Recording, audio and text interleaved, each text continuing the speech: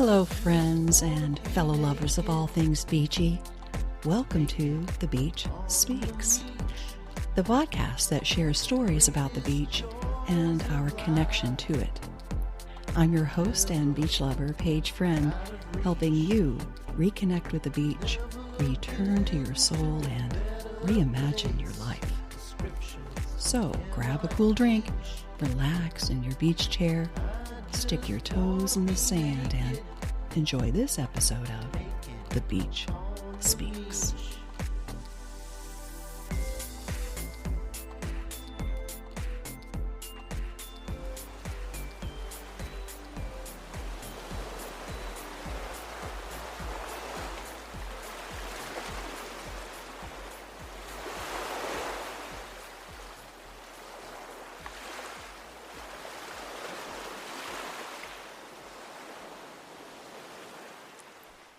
Hey, beach lover, you know I love the beach, but I also love airplanes.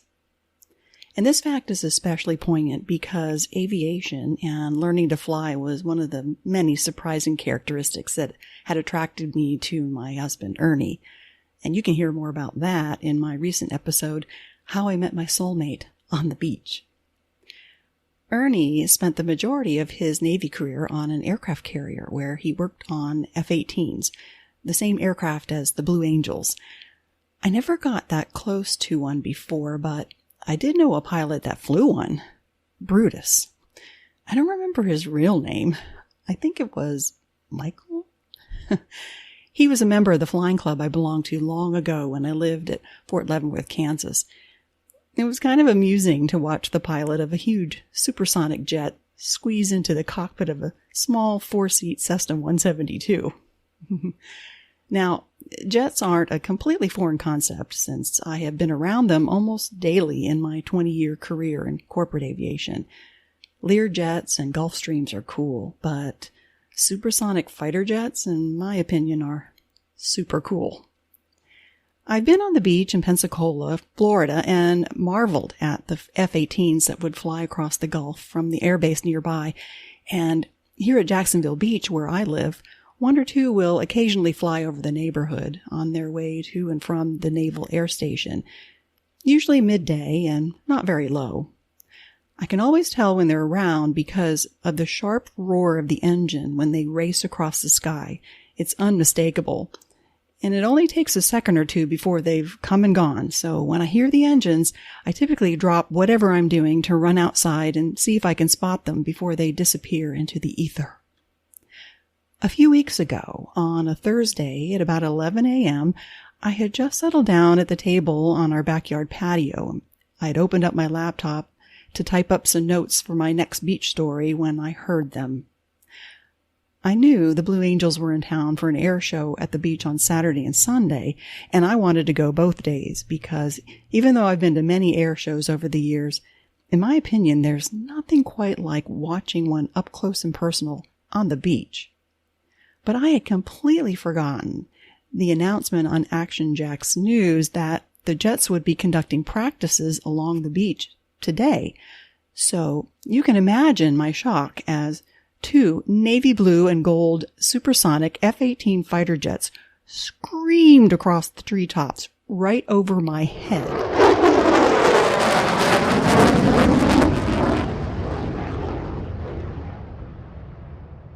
To say that I was thrilled would be an understatement. I was ecstatic. I grabbed my iPhone to send a text message to Ernie, who was driving home from Orlando. "They're here! I'm going to the beach!"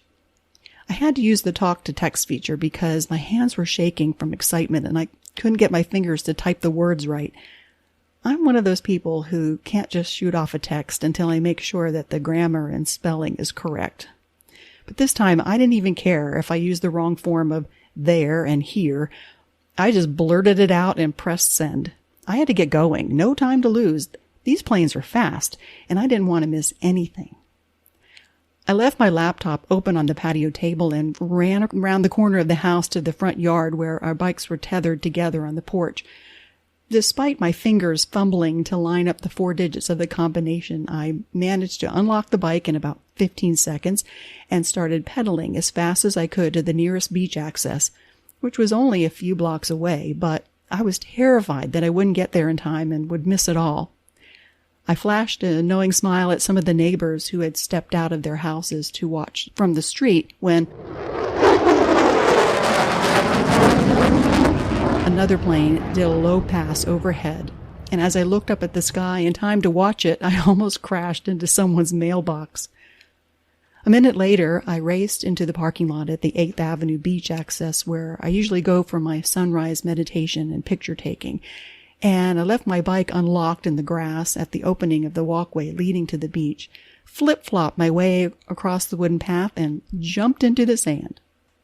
And as I was beginning to catch my breath, 4 of the jets in a diamond formation appeared around the top of the Margaritaville Hotel, rotating their wings 90 degrees in unison, flashing the iconic words U.S. Navy in gold letters as they roared past. There I was on the beach among a handful of locals watching the Blue Angels flying by in their classic precision.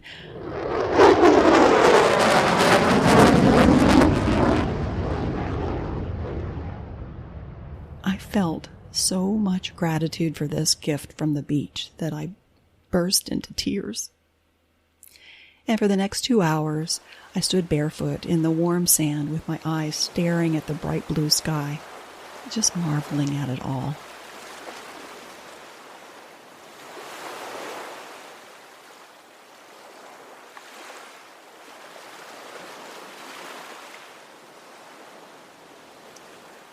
Saturday, the first day of the actual air show, our friend Josh, who works for a tech startup in an office building across from the beach, told me that he and some of his coworkers had access to watch from the building's private rooftop area.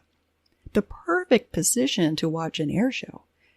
He was only allowed to bring a few people, so when he invited me, I was thrilled. But when I met him at the lobby, we found out he was only allowed to have 6 people, and I was the 7th. It wasn't like I would miss the show. I could just walk across the street and onto the beach, but I was a bit disappointed to miss seeing it all from a bird's eye view. I don't know if it was the sad look on my face or that the front desk clerk was just the super friendly type, but he let me in anyway. It was a perfect day for an air show. Clear blue skies and hardly any wind. The ocean was calm, with only a few small waves breaking at the shore. I don't think anyone on our group had ever seen an air show from on top of a building. And when I meant bird's eye view, it just so happened that we were in the direct flight path. So when the jets made their grand entrance, they were literally over our heads.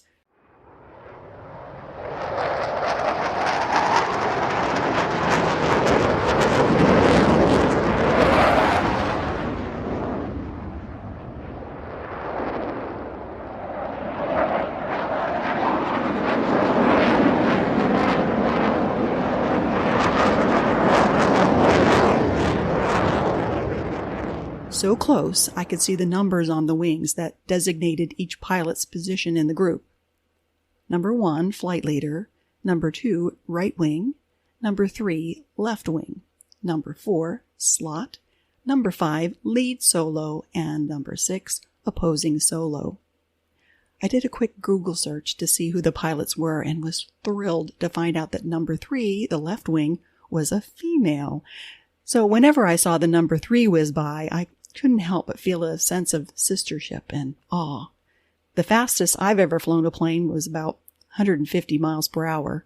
She was cruising at about 700 miles per hour, just under the speed of sound. It was a bird's eye view for sure, but no birds. I was surprised, though, at the number of dragonflies circling the sky all around the rooftop. I didn't know the dragonflies flew that high. It kind of made sense, though, that they would be there. Dragonflies are expert flyers. It was like they were putting on their own air show, flying straight up and then diving down, circling in patterns and hovering like helicopters. When the show ended and the spectators were walking to the exit to the elevator, I paused to take one more look over the ledge at the beach below, the expanse of the dark green ocean stretching to the bright blue horizon, and once again, I cried tears of joy and gratitude for another gift from the beach.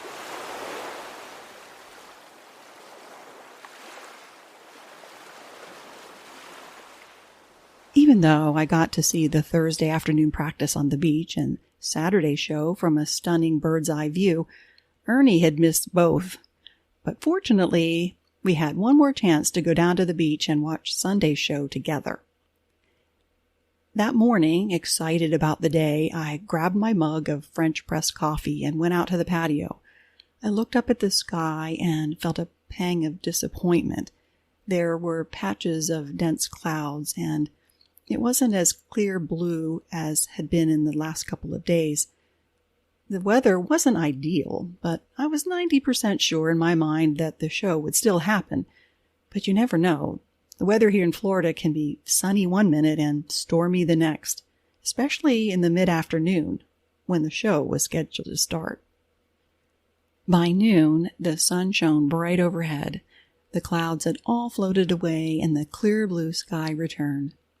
Another perfect day to enjoy a supersonic jet performance. A few minutes before the show was scheduled to start, we got on our rusty beach bikes and pedaled down the street toward the beach access between Margaritaville and the Casa Marina Hotel. We had to squish our way through the mass of people standing on the walkway to get to the beach, but once we reached the sand, there was plenty of room to get past the spectators that were laid out on their beach blankets and lounge chairs to make it to the shore. We took off our flip-flops and waded ankle-deep into the ocean. The water was really calm, and looking across to the horizon, we could see dozens of boats lined up in the water facing the beach. I can only imagine how happy the boaters must have been just to drop anchor and not have to worry about fighting the wind to stay in place. A few moments later, the faraway sound of jet engines got louder, and in a nanosecond, all 6 jets roared across the sky in formation above the 2 hotels.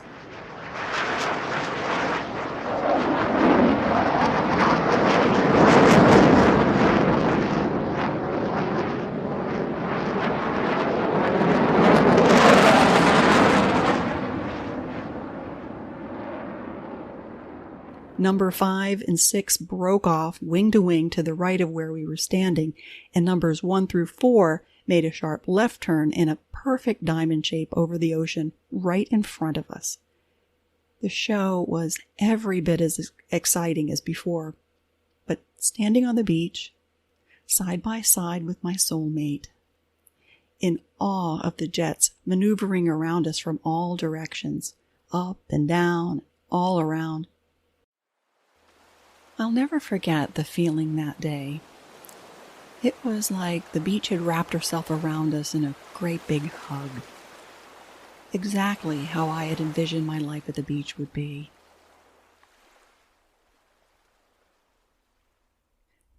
Have you had an amazing experience that was made even more special because it happened at the beach? Have you ever had an experience at the beach that surprised you? I believe that the beach speaks to everyone when you show up, listen, and just be. And speaking of being, I'd love for you to be a supporting member of our amazing beach community on Patreon. Sign up on my website or use the link in the show notes.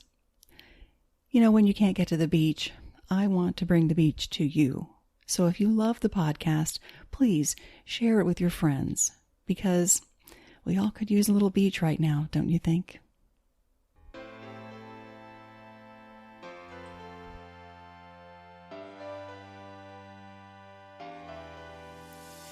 Thank you for listening to this episode of The Beach Speaks.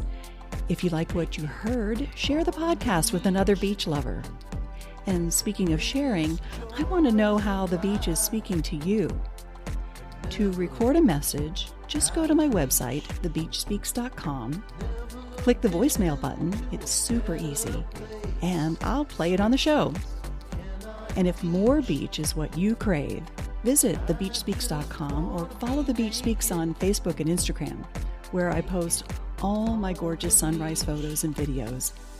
It's another way for you to reconnect with the beach, return to your soul, and reimagine your life. The beach is speaking.